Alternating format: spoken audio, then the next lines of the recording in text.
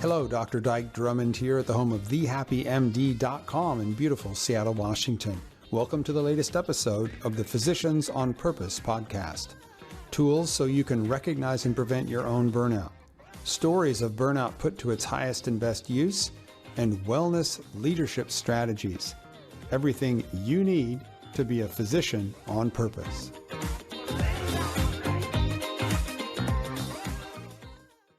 Dyke, it's brilliant to have you on the You're Not a Frog podcast. For those people that don't know who you are, just introduce yourself for us.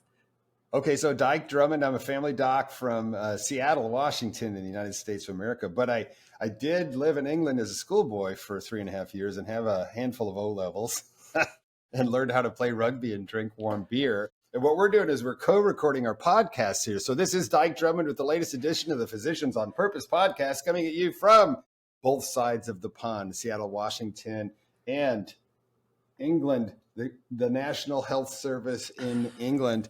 And Rachel and I are recording together here. Rachel, give your little intro. Let's hear it. Yes, I'm Rachel. I'm a former GP. I host the You Are Not a Frog podcast. I specialise in resilience in the workplace for doctors and other professionals in high-stress jobs. And yeah, my aim is quite a grand aim, to save the NHS by basically stopping people leaving.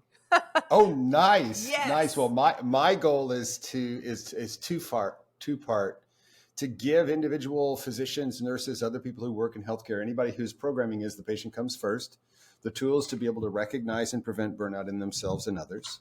And then in the organizations that employ these people, to give those leaders who have the capacity to create the context and the environment in which people work, give them the tools in order to build a functional organizational coal mine. We got canaries in coal mines, coal mine burnout prevention strategy. And so we were both sides of that equation. And I love your analogy about the canary in the coal mine. Just describe that to us, because I think it's really powerful. Well, it's a coal mine analogy. Everybody in the north of England would understand it, right? But if you go back to the time before we had digital air quality indicators, mining was very dangerous, at least in part is because in a coal seam, and a coal seam might be 15 feet high, and they're jackhammering into that coal seam, there's bubbles. And the bubbles contain one of three gases, carbon monoxide, carbon dioxide, and methane. And in their natural state, those gases are odorless and colorless. And so people would die in the mine when a jackhammer would hammer into one of these big bubbles, the gas would come out of the face and people would just drop. So what they ended up figuring out is that canaries, two things. A male canary never stops singing because he's always looking for a mate. And if you put him in a little cage and take him down in the mine, he'll be tweeting away while you're working. All you had to do is stop every once in a while and make sure the bird's okay, because canaries also die in bad air before humans. So what they would do, and if you Google canary in a coal mine, you'll see a picture of a dirty-faced miner with a little canary in a little cage. What they would do is stop every once in a while and make sure the bird's still singing. Bird's singing, they go back to work. But if the bird's not singing, they check the bird, bird's down, everybody drops their tools and runs for the top, gets in the elevator and gets out of the shaft because there's bad air down there. And it's kind of cute, but I even have seen little canary resuscitation devices, because if your canary saved your life, you didn't want to leave him down in the mine. You'd bring out a little gas mask for a canary. Oh no. Nigel, Don't leave Nigel in the shaft. Poor old canary. And what I like about your analogy is I've heard you talking about the fact that the physicians, the doctors, are the canaries of the health service. Is that right? Well, you've got people working in stressful circumstances. Now, it's not the kind of physical stress that you see in a coal mine, but what you have is a context, a mine. And you've got people in the mine who've always shown stress, because since the beginning of measurements of burnout, physicians, nurses, anybody, again, whose programming is the patient comes first, show a higher rate of burnout prevalence, a higher rate of suicide, all of those kind of things. It's stressful to do what we do because we chose a long time ago to put ourselves in the path of danger, meaning we're going to be with our patients at a time when emotions are strongly positive on occasion, but almost always we're going to be there when they're strongly negative, when people are sick, hurting, scared, and dying. And so if we're putting those same people who are sick, hurting, scared, and dying as as they come first ahead of us, the threat of overextending yourself is constant. And so if I see in America, we just did a survey that came out about 3 months ago now. We're here now in March 16th of 2023 recording this. It was a survey that's been done by Shannon Felt and the whole gang, the cabal that does all this research, right? It had been done in 2011, 2014, 2017, and 2021. And the latest survey shows a prevalence. And by prevalence, I mean, it's a snapshot. The day the survey was administered, 63% of the doctors who took it were suffering from at least one symptom of burnout. So if we've got 63% burnout prevalence on any given day, and we know that burnout affects quality, safety, patient satisfaction, engagement, retention, all of that kind of stuff, and I'm pretty sure it's not any different in the NHS, what's happening is 60% of your doctors are bringing their C game to work every day. And you could forgive your mother if she read these statistics. And most of the time, the lay press doesn't know them. But you could blame your mother if she said, I'm going to go see the doctor today, but it's just a coin toss on whether I'm going to get good care. She could feel that way, and it's probably true. Yeah. I'd love to know what's happening in the US at the moment. I mean, that is happening in the NHS. And I'm not sure it's because the patients think, well, I'm not going to get good care if I get to the doctor. But actually, at the moment, a lot of them are actually struggling to get to the doctor because I guess one of the main differences between our system and yours is that we in the NHS are expected to suit everybody. It's free at the point of need. And there is no cap on the amount of people that can expect to have treatment. Unfortunately, the number of doctors is going down because lots and lots of people are burning out and leaving. And so people are having to wait an enormous amount of time quite often now for outpatient treatment, for operations. And GPs are fully open. They are offering appointments and stuff, but some practices are working at, a third of the capacity of the doctors. And so the patients are, quite rightly getting upset about this, but it's not the doctor's fault, obviously. But right. We just got this massive staffing crisis and the NHS isn't coping. I always think it's a bit like a big sponge because I think healthcare professionals, you just absorb the extra work over the years, don't you? You absorb it and you absorb it. But now our sponge is just completely sodden. We can't absorb anything more. And then it overspills. And for us, it overspills into the emergency department. So suddenly they're not coping anymore because they just have too many people that aren't going to see their GP, et cetera, et cetera, et cetera. Now, is that what you're seeing in the US at the moment, or is it a bit different? Well, hang on a second. I want to ask you a quick question to follow on there. Isn't there a strike going on right now? Yeah, there is. Who's striking? Well, I don't know all the facts because I'm not following the news very closely. Everyone seems to be striking in the UK at the moment. The train drivers, the teachers, the junior doctors are striking about pay.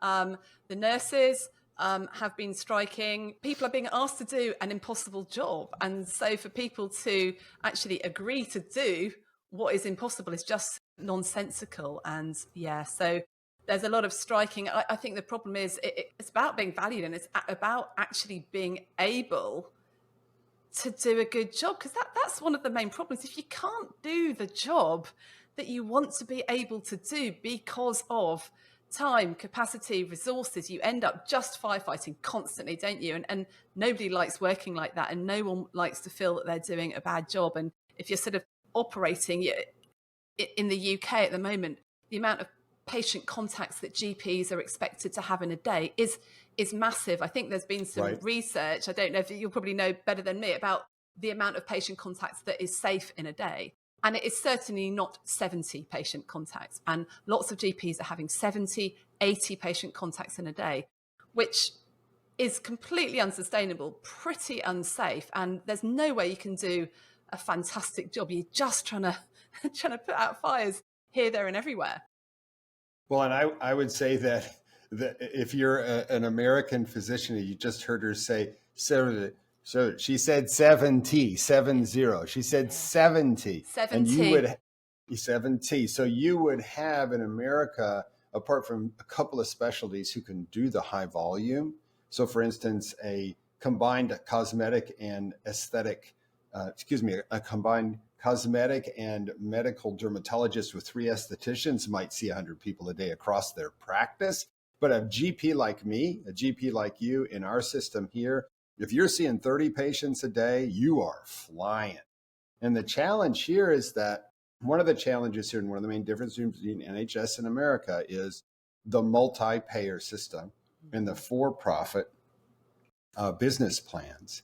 And so what ends up happening is in America, if I was going to try and be solo, I would have to have a sophisticated business office behind me that's capable of processing claims from 40 different insurance programs that don't talk to each other. And the insurance programs are bent on one thing, denying payment, because that's how they make their money, is on what's left over. So you'll almost never get a claim paid straight up. They'll deny it. You'll have to appeal. And that's what limits solo practice in the States, because it takes about 40 to 100 doctors to actually have enough cash flow to employ the 40 or 50 people in the business office it takes to bill every day. And you might have a 90-day, 120-day delay between the time you bill, and you'll only get 70% of what you billed. So when I talk to my Canadian colleagues, or when I talk to the folks in the NHS that have one payer, it's interesting. In the 1990s, a long time ago, somebody did a financial analysis and said, if we took the US healthcare system and we simply switched from free for all of multiple insurance companies to a single payer system, all we did was take it to single payer, how much of the expenditure on healthcare in America would vanish, because we don't need the people and we don't need the profit margins of all the insurance companies. If we just went to single payer in the 1990s, that analysis said 50%. 50% of the payments of the flow of cash inside the American healthcare system vanishes from that one thing. But realize that 20% of our GDP goes through this healthcare system, and all the insurance companies are lined up to feed the politicians money if they were ever challenged on a single payer. Yeah, gosh, I mean, that crazy. Yeah, that's absolutely crazy, isn't it? So I think there's pressures, but in a different way. Definitely. I mean, you said 30 patients, 30 patients rocking. We would call that a quiet day, a really quiet day, right? That would be marvelous. If you only had to see 15 patients in your surgery, you could do that. That's manageable. But the thing is, if we were only doing the things we were contractually obliged to do, and I have this from the LMC, they say, if doctors only did do the things they were supposed to do and that they were contracted to do. The system craters. Well, A, the system would crater, but B, the doctors would be okay. But there is something stopping us from saying no and from working to rule. Because actually there was a report from the House of Commons that came out a couple of years ago now, but it was looking into burnout in healthcare, not just physicians, but all healthcare professionals. And it actually said that the NHS only works on people doing unpaid overtime. And if people started just doing their job, the entire system would collapse. And like I just said earlier, what we're seeing now is people are still doing the overtime, but once you've reached 24 hours in a day, right, you don't have any more time. And so the system is creaking. And I don't think I've seen it so bad, actually, ever. Well, and I can vouch for the fact that a for-profit healthcare delivery system like here in the States also counts on the physicians showing up and doing extra work and going the extra mile because the patient comes first. So what you have is, in your case, it's governmental. In our case, it's business. Mm-hmm. But these are bean counting, spreadsheet-driven bureaucrats. And I don't know if it's like this in the NHS, but I suspect that it is. For whatever reason, they've chosen to be bureaucrats inside of a healthcare delivery system, but they've never, ever seen a doctor do the work. So I've been in front of groups of physician leaders, so like a whole room full of 50 CMOs, and I say, raise your hand if you shadow your providers twice a month or more. And in a room of 50 chief medical officers, I'll get one hand go up. And if you do that in a room of chief financial officers, the folks who are doing the accounting, no hands will go up. So what you have is an ivory tower applying business principles to a commitment we made as physicians and nurses. that goes way beyond vocation, way beyond, way beyond paycheck. It goes, I wanted to be, I chose to go to medical school. So did you. I call that the light worker's fork in the road. You chose to ally your professional light to the forces of light in the universe as we battle specific forces of darkness, illness, suffering, death, dying, family members, crazed attempts to deal with those things. You said, I want to be a helper and a healer, and I want to make a difference. I need to have meaning and purpose, and I don't abandon my patients. And every bureaucratic, either governmental or business structure that lays on top of that devoted workforce will abuse them. Because no matter how unreasonable the workload becomes, we keep showing up. Yeah. And they count on it. Yeah. So in COVID, what ended up happening was we lost a whole bunch of support staff. We lost a whole bunch of doctors. So what we've got is the doctors, especially, and I don't know about NHS, but certainly over here, are working with a lot less staff members to help them. So a lot less medical assistants, a lot less receptionists and things like that, but they keep showing up. Here's what that looks like on the chief financial officer's spreadsheet. Our margins just went up. Are you with me? We're seeing the same amount of patients with fewer staff. And what are the odds? You're sitting here saying, man, one of these days it's going to get back to the good old days and I'll have my MA and I'll have my receptionist. What are the odds that that chief financial officer is going to pay to staff you, even to the old historical levels, because it's going to affect the margins. So there's a huge financial disincentive to even get back to the staffing levels we had before COVID. It'll never happen. They're going to continue to run a tight ship, as they always pat each other on the back in the boardroom. And we're going to continue to overwork. You've got unions. I'm not sure that they make a difference in healthcare like they would in a coal mine. Yeah, so you guys are battling against the sort of financial controllers, all trying to make a profit. I guess what we're battling against is the political system, the politicians that say, well, that the NHS is sacred. Obviously, we love the NHS. You know, it's amazing. Go to any other country, you know, the fact you can waltz in, anybody gets treated for free. It's amazing. But nobody will admit, no politician will admit that it has to be limited, that it can't be free, and it cannot, and good quality, and cover, and completely comprehensive. That's this sort of inconsistent triad. So what happens with us is that the demand just goes up and up and up and up. And then the doctors, the nurses are supposed to meet the demand. And then if they burn out or fail, or there's a problem, they're the ones that are blamed. It's not blamed on anything else. And one thing that, you know, I talk about a lot with people, and it's quite difficult to get people to understand, is that, you know, everybody's so scared of complaints and being up against the GMC and obviously litigation, although it's nowhere near as bad as it is, you know, over your side of the pond.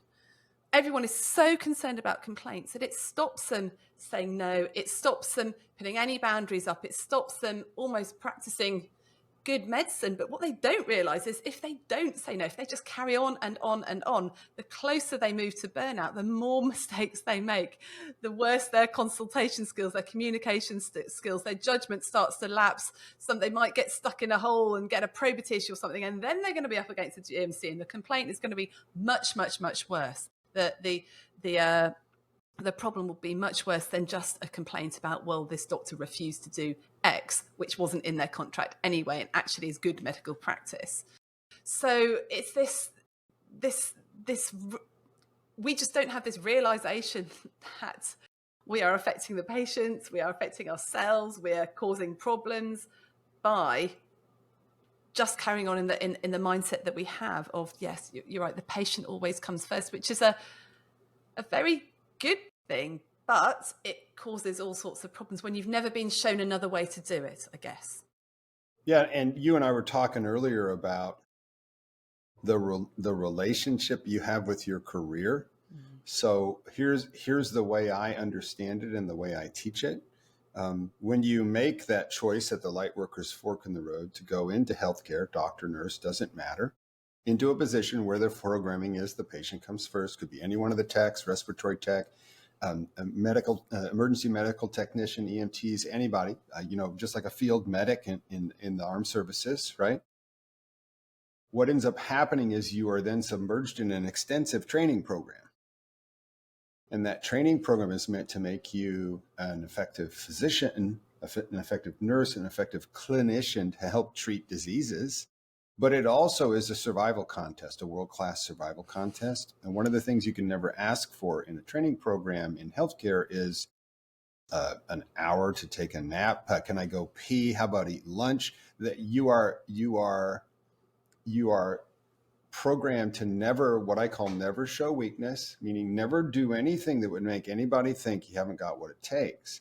And what ends up happening is people who had friends and hobbies and everything in college, they go to medical school and all those things are jettisoned because it's so intense to go through the training program. So you graduate without life, and you graduate with a laser focus on your career. It's where you spend all your time. It's where you expect all your money to come from. It's where you expect all your fulfillment and satisfaction and happiness to come from. And it can't. So ideally, you begin to have a logical choice about your relationship with your career.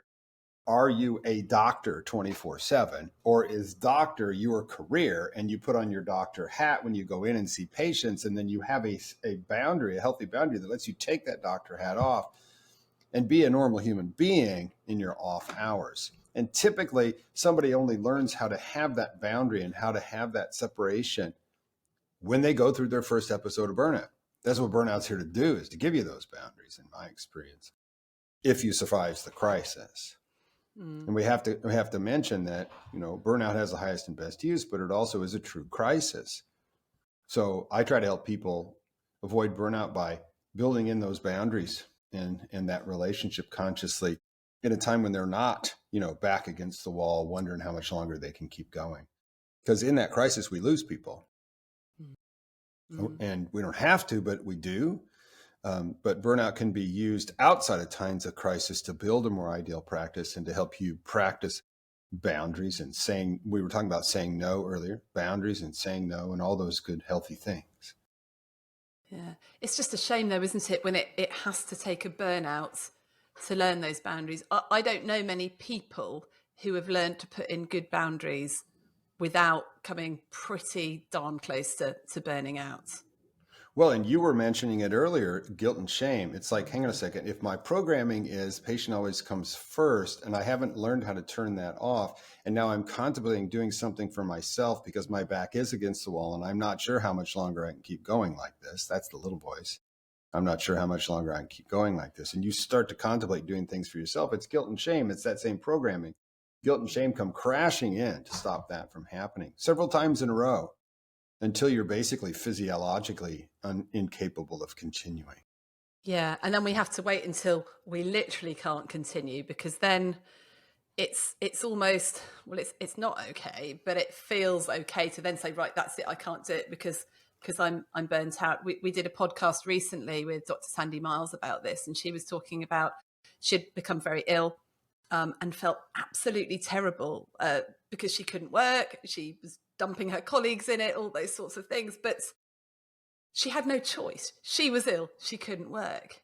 The problem is, to say no, that's a choice you're making. You're choosing to put someone out. You're choosing to not be perfect or admit that you need to rest. You're choosing to make someone think maybe slightly badly of you, because nobody likes to know, let's face it.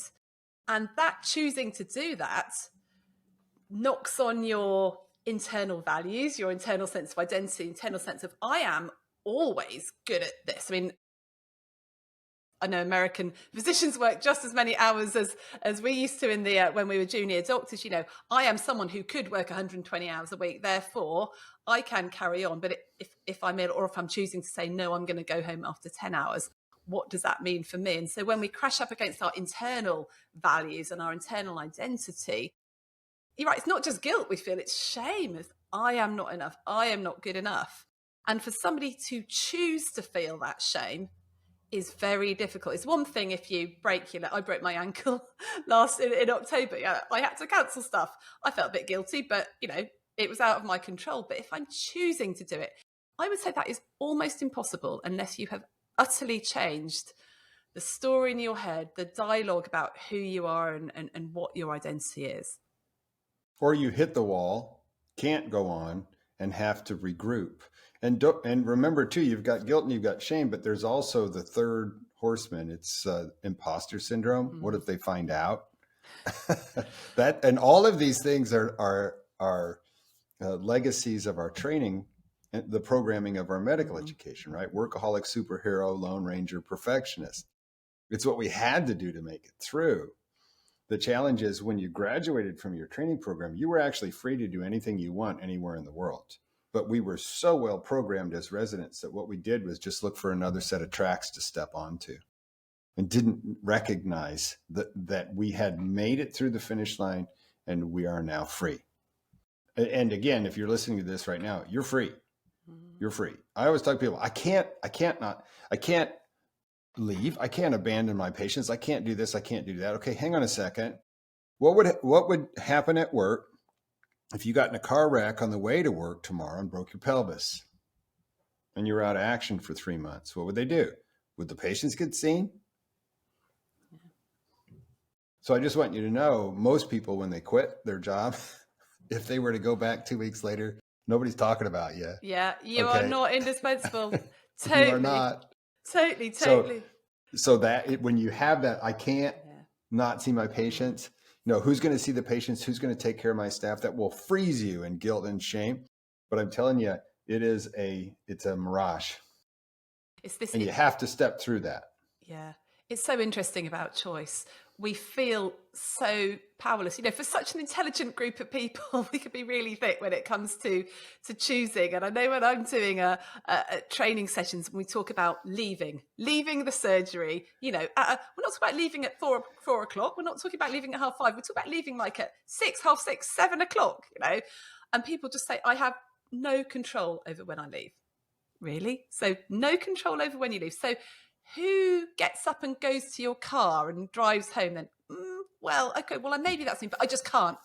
Well, why can't you? Well, if there's like 20 urgents or extras to see, I just have to see them. I just can't leave them.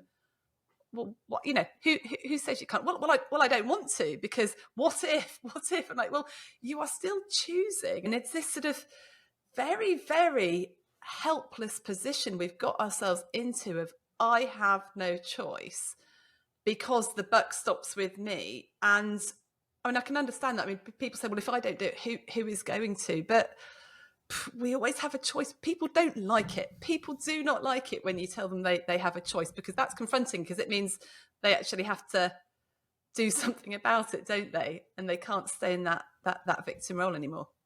Well, if the choice is going this way, that's the trend in the choices that you make, and you acknowledge it's a choice, that means that you can actually make a different choice.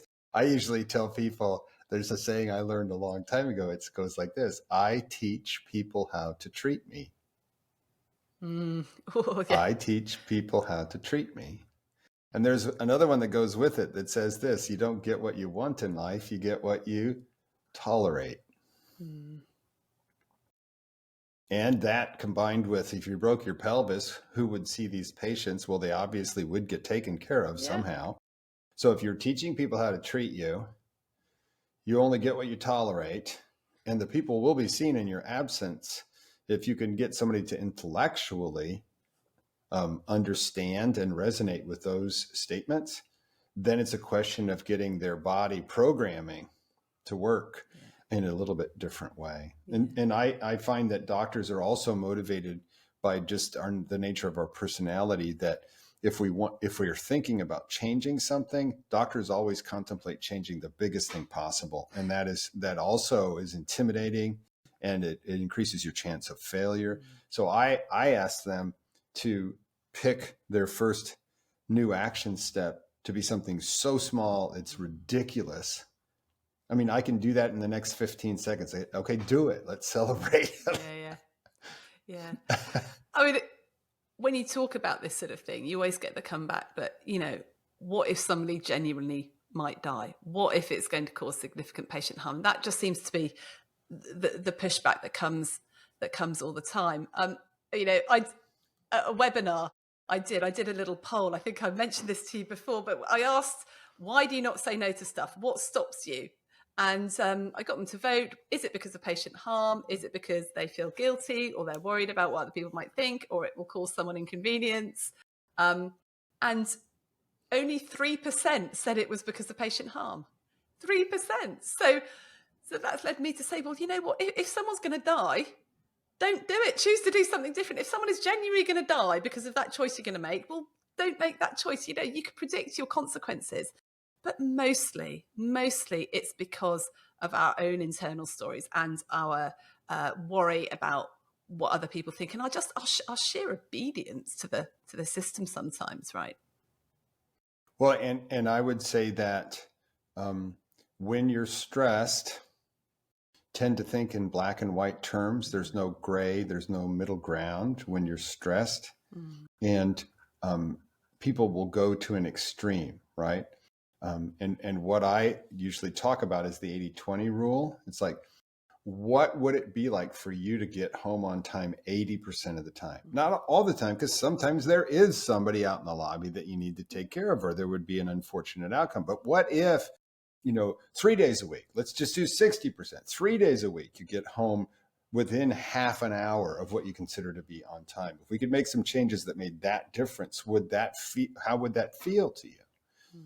And they usually will soften up a little bit and say, oh man, that'd be amazing. Okay, well, let's not worry about never and always. Let's go for that 60%, see if we can hit that. That little bit. And what about just a little bit? What about this sort of thing about dumping on colleagues? Because I think that is a massive trigger for us in the UK. Because if you don't do it, someone has got to do it. Someone has got to deal with this sort of unlimited demand. And if I don't do it, then my colleague, who is almost equally as burnt out as me, is probably going to have to do it as well. Well, a lot of times that call rotation, those people who know that they're responsible for each other's patients don't talk to each other. See, I believe that this sort of making healthy boundaries and recognizing that we're a tribe of light workers taking care of a tribe of patients, that if we coordinate our activities and meet outside, if we have a support group that's local that we meet in, if we have a once a month get together where we have a pint and talk about cases and thank each other for covering for the time that you went to the coast or whatever, right? That if we start to do that kind of collaboration as practicing physicians, all sorts of things become possible. The only reason we operate as, solo workaholic lone rangers, right, is because that's the way training was. What do they call collaboration in medical school? Cheating. So we're taught to not work with each other. Yeah. We're taught to disagree with each other, almost in a debate style, like a lawyer would, right? Mm-hmm. Yes, and we do see that in GP practices. I've been in to do a bit of team coaching with the leadership team, and they're not a team. They're just a group of people working in separate rooms who get together and try and make some decisions in a ridiculously small amount of time. They've never even looked at how they work, how they work as a team. They're individual gerbils on their own individual gerbil wheel in their own individual office. And they don't the only time they're outside the door, they pass each other like ships in the night. Yeah, exactly. So it's tough.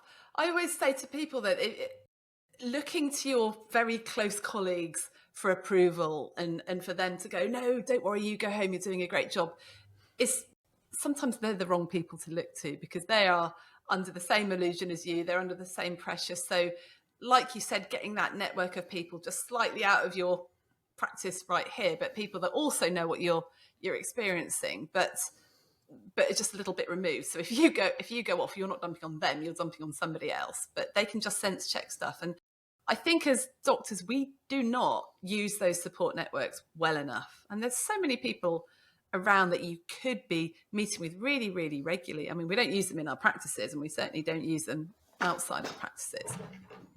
Well, there's also sometimes a sense of resentment, right? So I spent so much time in this practice. Last thing I want to do is hang with a bunch of doctors, right? and it's escapist kind of stuff. But if you don't, there is a whole nother level of support and effectiveness available to you if you'll step towards your colleagues rather than step away. Mm. Now, here, what we would have is, for instance, the family practice department inside an organization would share each other's patients. So there's actually a collaborative covering relationship. So it would be a, I'll have your back if you have mine kind of reciprocation that's available. Yeah. I guess in the UK, with the sort of general practice that we have, it's sort of like whoever's on call mops up everything. Everyone else sees their list, and you're just trying to get through the day, really. I'm just interested in this sense of identity, though, that we get from going through these very, very competitive med school systems, and how we help people to shift out of the job being part of who they are into just something around, it is a job. Because of course you don't want people to shift too far and it just become a whole money making thing. But what's the sort of the healthy way of doing it?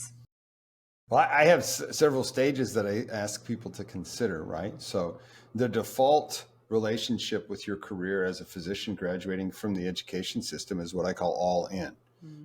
Your identity is fused with your profession as a physician. All of your time is spent in your practice. All of your money comes from there. Anytime you do any reading on your own, it's about stuff inside your practice, unless you're on vacation and have totally, kicked that to the curb. But all in means if there's any disappointments, if there's any overwork, if there's any professional conflict, if there's a patient who isn't liking what you're doing, because you're all in infused with that as your identity, it hurts even more. The seesaws are even worse. And the risk of overwhelm is literally 100%. I personally believe that the average doctor goes through burnout a couple of times in their career. There's nobody that gets out without going through burnout. Burnout is that point where you get so exhausted, you say, I'm not sure how much longer I can keep going like this. And you make a change in your career. That's burnout that made you do that. So the first is all in. The second is what I call terrarium.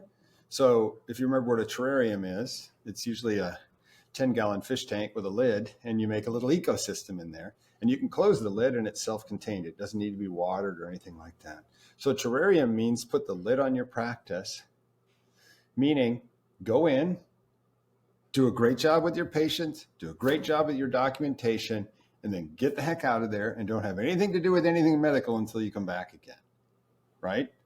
Just like the old thought process of, let's go back to the coal miner. You would punch the clock and go to the pub, right? And you wouldn't talk about the coal mine. He's a coal miner, but he's only a coal miner after he punches in and before he punches out, right? So terrarium. And then some people will do, and I don't know how popular this is in the NHS, but some people will actually terrarium their practice and then take on what they call a side gig. So a little something on the side that they do because it's exciting and perhaps thrilling, perhaps even a little income stream that is outside of what they usually get for their practice activities. So we got all in, terrarium, side gig, and then the last one would be some sort of transition out of being a practicing physician. Now, there are people, a lot of people, and a lot of wishful thinking about, I'm going to quit medicine. But I see very, very, very, very few people actually doing that. There's a lot of aspirational talk and chatter on the internet about how I'm going to quit medicine. But it's very rare. It typically is a process. I'm one of the very few people who've been able to do it. That's how I know it's rare. I rarely talk to somebody who has been able to make the, what's the right word? The transition, the complete transition. And still, all my patients are doctors. I'm still a doctor, and all my patients are doctors at this point. And I use a little different technique, coaching and guided imagery and things like that in what I do. But being able to terrarium your practice, there's another stage in there called a bridge. So for instance, I'm going to stop what I'm doing now, and I'm going to take a new position, but I don't see this position as my final resting place, so to speak. I'm taking it to get a break from what I have been doing. It's a bridge to someplace else. And this bridge is allowing me to support my family and practice my craft as I do a little better search for what will be my next practice, where if everything's okay, I'll go all in there. Really interesting stages. But it's a conscious choice. Yeah. I'm going to have a relationship. It's sort of like dating. Who are you going to date? And if you're not infatuated with the person, and it's a rational process of, he makes good money and I really like him and he's fun and all that kind of stuff, you can decide who you're going to date, kind of a thing. Yeah. That's interesting. You say that. I mean, one of the reasons I called my podcast "You Are Not a Frog" is because it's after that there was a study in the BJGP about doctors leaving the NHS. If it was GPs under the age of 50 leaving the NHS, and the reasons that they did it, there were all sorts of reasons. Like the admin load, they'd had a complaint or something. But by far the biggest reason was the effects on their well-being. And in that article, they compared GPs to frogs in boiling water. The workload has got slowly, very, very, very high. And I guess with a frog, you've got two choices, haven't you? You either burn to death in your pan of boiling water, you burn out, or you get out. And those are the only two options that you've got. But I like what you've been saying about this sort of the income stream and the side hustle and all that sort of stuff, because I think, for me, the secret of really working well as a doctor is to have some diversification in your work. I was talking to someone who has come over from another country to keep her practice up to date, and she had to sort of retrain. She's just done 6 weeks in a GP surgery, and she was doing, I think, 6 or 7 sessions a week, and she said there is no way she could sustain that just having done it for 6 weeks compared to how it was 10 years ago. There's no way you can do that full time, because you would burn out on the spot. And I think people are realizing that, and the people that are doing well are the people that are getting that diversification, that sort of side hustle. And within the NHS, the great thing is you can find other roles. So you can be like a training program director, or you can sit on the college council, or you can go into a bit of research, or you can do teaching, or there's loads of different stuff that you can do within your job. But then that carries a little bit of a health warning as well, because whilst I say diversification, great, because it helps you use a different bit of your brain, it gets you a different team, all that. What I see happening is people go, yeah, no, I'd like to do something else. So I'll take on that role and they don't drop anything. And then I'll take on this role and they don't stop any of their more roles. And suddenly they might only be doing, 4 sessions a week as a doctor, but they've got 20 other roles.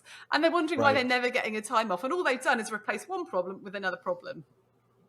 Well, that's again where you need to have the ability to consciously plan and create this. So one of the things that I showed you is my little picture of a doctor in a whirlwind. Yeah. Right. One of the things that doctors need to do is to take some time, and I say weekly, just a few minutes to work on your practice and not in it, to step out of the whirlwind of your practice and look at your roles and responsibilities, your energy level, your satisfaction. Look at those things. Because again, if the patient comes first, where do I come? I come, don't say second, because it's last. Okay. So a lot of times there's even guilt and shame around me asking you the question on a scale of 0 to 10, how satisfied are you with your practice over the last couple of weeks? I mean, that can even be blocked by that patient comes first programming. But I ask that question to a lot of people, everybody I meet, right? So let's ask it. Scale of 0 to 10. 10 being couldn't be any better, 0 meaning it couldn't be any worse. What's your level of satisfaction with your practice, whatever that is? You may have part leadership position, part clinical, it may be all clinical, whatever is your practice over the last couple of weeks. What's your satisfaction score? 0 to 10. What is it? Write it down. Write it down and put today's date next to it. Because potentially if you want to change things, this is a starting point. Now close your eyes, take a breath. Open your eyes and look at that number. Are you okay with that number? Or would you like it to be, let's say, half a point higher? Because you can do that. However, you would need to plan it because you're already overwhelmed. You need to plan it. Ideally, you'd need to stop doing a few things to clear some room out so that you could maybe start doing one different thing. Take baby steps, right? and always be pointing towards what you consider to be your ideal practice. And if you say, I really like treating kids with ADD, ADHD, and if I put the word out to my colleagues in the community, maybe I could see, 1 in 6 of my patients in my practice would be ADHD. And I say, well, how would that feel? It's like, oh my, that'd be amazing. Okay, great. What's the first step in that? Not the biggest step, the first step.